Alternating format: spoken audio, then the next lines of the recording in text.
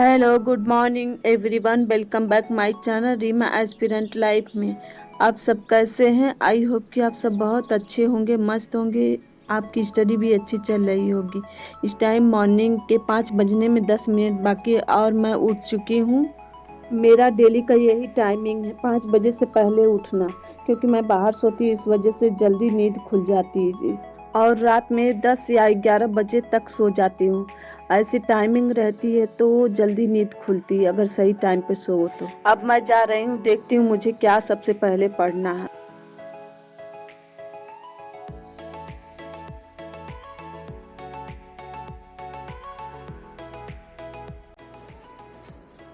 Hello good morning everyone, welcome back my channel Reema aspirant life में। आप सब कैसे हैं? आई होप कि आप सब बहुत अच्छे होंगे, मस्त होंगे, आपकी स्टडी भी अच्छी चल रही होगी।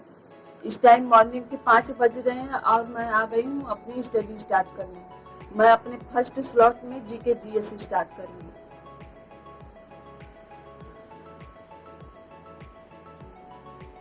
चलिए स्टार्ट करते अपना first slot.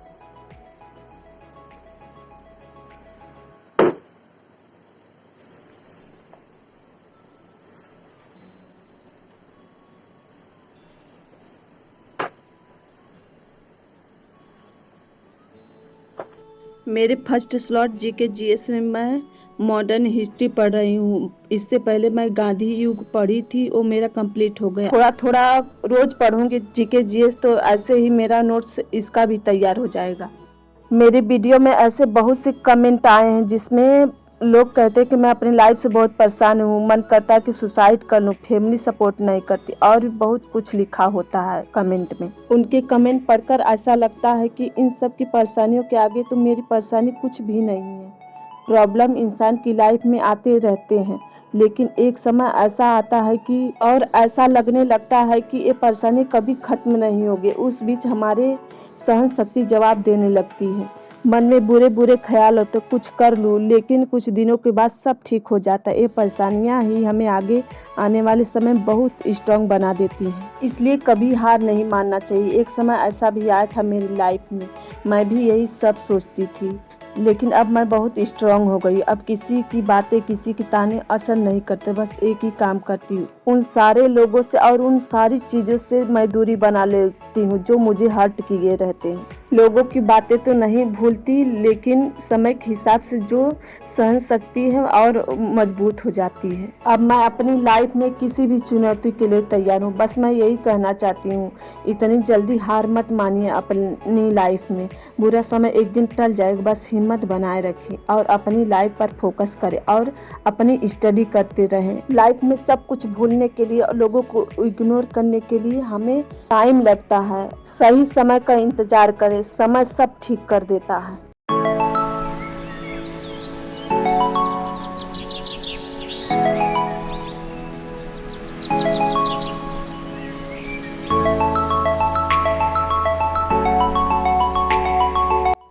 Hello good morning, welcome back my channel Reema aspirant life में। आप सब कैसे हैं? आई होप कि आप सब बहुत अच्छे होंगे, मस्त होंगे, आपकी स्टडी भी अच्छी चल रही होगी। इस टाइम मॉर्निंग के 10 बज रहे हैं और मैं एक मेरे सब्सक्राइबर ने कहा कि आप बुक के बारे में बता दीजिए, बुक के बारे में, होम साइंस के।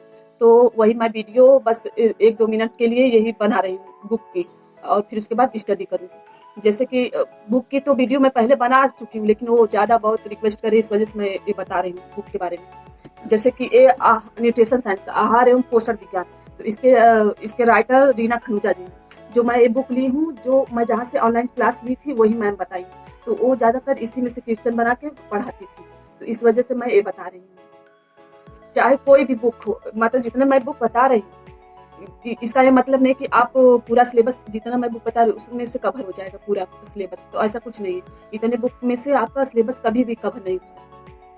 तो मेरे हिसाब से जितनी बुक आप ले रहे हैं उतनी ही रखिए, ज़्यादा बुक पढ़ने की ज़रूरत नहीं है। तो लेकिन एक सहारा लेना पड़ेगा ऑनलाइन क्लास का, ऑफलाइन या ऑनलाइन, तभी आप कुछ मतलब कि इससे आपका नोट्स भी अच्छे से तैयार हो जाएगा, जो एक्स्ट्रा चीज़ें वो मिल जाएंगी। जितनी बुक मैं बता रही हूँ उसमें से 70% ही सिलेबस कंप्लीट हो और आपको खोजना पड़ेगा और दूसरे बुक मिलेंगे। तो कितनी बुक इसकी बुक बहुत सारी बुक्स हैं और राइटर बहुत इसको राइट किए। तो मैं बता रही हूँ, आप जो समझ में आएगा आपको करिएगा। तो ये बता रही हूँ आहार एवं पोषण विज्ञान, इसके राइटर रीना खनूजा जी है। और सेकंड बुक है मेरी होम मैनेजमेंट, इसके राइटर डॉक्टर मंजू पाटनी और ललित शर्मा है। और नेक्स्ट बुक है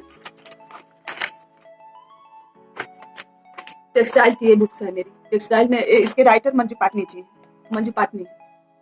जो मैं बुक्स पढ़ा जितना बता रही हूँ वो ऑनलाइन क्लास जो मैं पढ़ाती थी वही बताई थी। तो वो जो बुक बताई है ज्यादातर बहुत अच्छी बुक्स है, ज्यादातर इसमें से सिलेबस कवर हो जाएगा।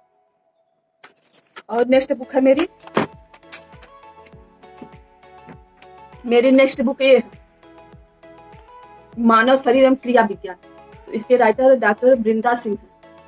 तो ये बुक के बारे में मैं यही कहूंगी कि ये बुक मुझे समझ में नहीं आती, मैं जो है सच बता रही हूँ, समझ में नहीं आती जो इसकी लैंग्वेज है ना हिंदी की थोड़ी टफ है, समझ में नहीं आती। तो मैं ज्यादातर सिलेबस ऑनलाइन क्लास तैयार की हूँ, और जो क्या कहते हैं, और मुझे ह्यूमन इसके कोई भी टॉपिक नहीं समझ में आता तो मैं यूट्यूब पर सर्च करके खोजती हूँ कि जिससे मुझे याद करने में आसानी। बस मेरे पास 4 ही बुक्स हैं, एक ये हो गया, एक टेक्सटाइल की हो गई, और होम मैनेजमेंट, आहार एवं या शरीर विज्ञान, आहार एवं पोषण विज्ञान, सॉरी, ये 4 बुक्स मेरे पास है। और इसके अलावा मेरे पास वो एक्सटेंशन एजुकेशन की नहीं है, वो मंगवाई मैं, सब लेने गए थे इलाहाबाद से, तो वहाँ पर नहीं थी वो बुक्स, इस वजह से नहीं। तो मैं बता दूं उसके राइटर जो मैं लिखी थी ना बुक्स के बारे में, उसके राइटर एक्सटेंशन एजुकेशन के डॉक्टर मंजू पाटनी और डॉक्टर हरि पलानी, यही 2 लोग एक्सटेंशन एजुकेशन के। तो मैं बता रही हूँ, आपको जो सही लगेगा वो करिएगा। और इसके सिवा मैं एक प्रैक्टिस ली थी, ये अरिहंत का, और ये है यूथ का। यूथ का मतलब लेने पे ये फायदा रहता है कि सारे कॉन्सेप्ट मतलब जितने भी एग्जाम होते, नेट, जीआईसी, फिर टीजीटी, पीजीटी, एलटी ग्रेड, जितने होम साइंस से रिलेटेड मतलब पेपर हुए होते सब इसमें रहता है। इस वजह से ये मतलब आसान रहता है, एक ही जगह सब मिल जाता है। तो आपको जो अच्छा लगेगा वो करिए। और सीटी के लिए मैं ज्यादातर लूसेंट की ली थी, लूसेंट की ली थी, मतलब जो मैं स्टेट सीटेट में सीटी पढ़ी थी थोड़ा बहुत अलग होता है और तो सेम ही रहता है बस। और एक टेट के लिए इसी सबसे मैं तैयार करती हूँ। अब मेरे पास बस इतनी ही बुक्स है, मैं ज्यादातर ऑनलाइन क्लास ली थी, इस वजह से मेरा नोट्स तैयार है। लेकिन जो एक्स्ट्रा चीजें जो पढ़नी है अगर तो बुक्स में से पढ़ेंगे तो और एक्स्ट्रा मिलेगा, मिल तो रहा, मैं पढ़ जब रही इतना तो एक्सपीरियंस मिला कि बुक्स में से बहुत कुछ मिल रहा है पढ़ने के लिए एक्स्ट्रा। अगर आप फ्रेशर हैं मेरे हिसाब से, अगर आप फ्रेशर तो आपको मैं बस यही कहूँगी ऑनलाइन क्लास ले लीजिए, तभी आपको समझ में आएगा इसका पूरा पैटर्न। ठीक है, तब मैं अपनी जा रही हूँ स्टडी स्टार्ट करने। मैं अब जा रही हूँ अपना सेकंड स्लॉट स्टार्ट करने। फर्स्ट स्लॉट मैं मॉर्निंग में ही खत्म कर दी थी, और सेकंड मैं स्टार्ट करूँगी। 2 स्लॉट मैं दोपहर में तैयार करती हूँ, और जो 1 स्लॉट मैं शाम को रात में ऐसे करती हूँ मैं। चलिए, मेरे सेकंड स्लॉट में मैं न्यूट्रिशन साइंस पढ़ूंगी, इसमें मेरा चैप्टर मांस है, न्यूट्रिशन साइंस। चलिए स्टार्ट करते हैं। मांस प्रोटीन का उत्तम साधन होता है। मांस की सतह को सार्कोलेमा कहते हैं। यह 3 परतों से बनी होती है। बाहरी परत कोलेजन फाइब्रिल और मध्य परत इमोर्फस और आंतरिक परत प्लाज्मा मेम्ब्रेन से बनी होती है। मेम्ब्रेन। मांस में प्रोटीन 15 से 20% होता है। सुअर में सबसे कम और गाय में सबसे ज्यादा प्रोटीन होते हैं। इसमें विटामिन बी का समूह पर्याप्त मात्रा में होता है, लेकिन विटामिन सी का बहुत अभाव होता है। मांस से बहुत बार क्वेश्चन बने हैं।